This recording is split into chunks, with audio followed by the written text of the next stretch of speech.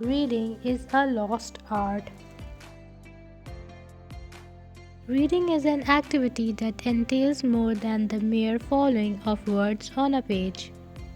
It is also an appreciation of the power of language employed by the author, for language should complement the thematic concerns of the writer. Further, crucial to the definition of reading as an art is that it must be a pleasurable event, for literature is by its very nature intellectually and emotionally stimulating. Yet in today's context, perhaps reading is a lost art. When poetry and novel were at the height of their popularity, the reading of literature was considered the norm. But today, other forms of entertainment have replaced reading, such as television, internet, and cellular phone usage. The advent of television firstly has very much displayed reading as a pastime. Unlike literature, television does not require its viewers to undergo any mental thinking process about the plot or character. The events in a television program are fully explained either through the simplistic dialogue or through the visual display of their occurrence.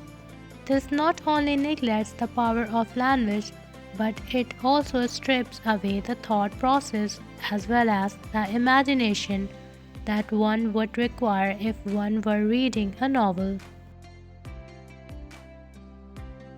Ironically, despite this stupefying effect of television, this is very reason why reading has become a lost art, for television represents a substitute that does not demand the mentally taxing requirements that reading literature needs. Also, even if there are readers around who manage to process what they read with great success, more often than not, reading is a task performed without pleasure. This is because of the reading of literature, which should be enjoyable event, has become academized into another sterile, erudite subject termed English. The other side of the coin is likewise demonstrative of how reading has become a lost art. Those who read and enjoy reading are unable to fully appreciate the technical aspects of novel or poem that emphasizes its content. The irony is that this is the reason for aforementioned academization of reading literature, to facilitate for the readers who cannot comprehend authorial reading. The paradox here is frustrating, for how can reading regain its former status of appreciation, given these conflicting scenarios? Besides, people today are caught up with other everyday concerns that they deem either more practical or more relevant to their lives. Office workers toiling from 9 to 5 are more concerned with meeting deadlines and promotion rather than reading. The hectic urgency of today demands devotion to work to serve in a society where money talks. There is no time for reading. Also, the youth of today do not regard reading literature as relevant to them, as there are other modes of relaxation they can greater identify with, such as music. Music has become the art in sync with today's youth. They revere Carlos Santana for his guitar skills, admire Rage Against the Machine for its political statements, and dare to proclaim them. Skill and statement are two fundamental qualities of good writing, meant to be appreciated by a reader, yet this is an art lost to people who are either work-driven or who have found a substitute art to replace reading. One cannot, however, make a generalized statement that the reading world is completely devoid of anybody who can understand and feel for a piece of prose or verse that he or she comes across.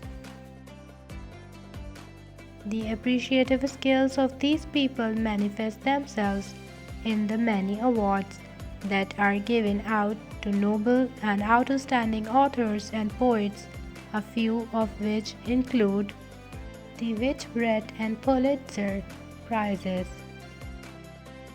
However, these people are often termed as literary by the general public, a titling that suggests certain elitism or difference from the rest of the general population around them.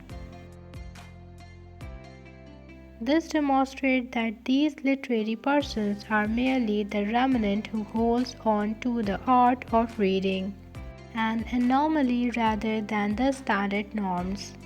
They are holding the fort against the onslaught of modern culture, clinging on to an art essentially lost or dying to the rest of the world. In light of these facts, one can conclude that reading is a lost art, or at best, an art that is being eroded by a variety of factors. Reading has been replaced by television and music, and the prestige it once held in centuries past is now almost non existent. Maybe in the future, reading might undergo a revival as an art, or it might remain at its present status, an action that no longer requires thought.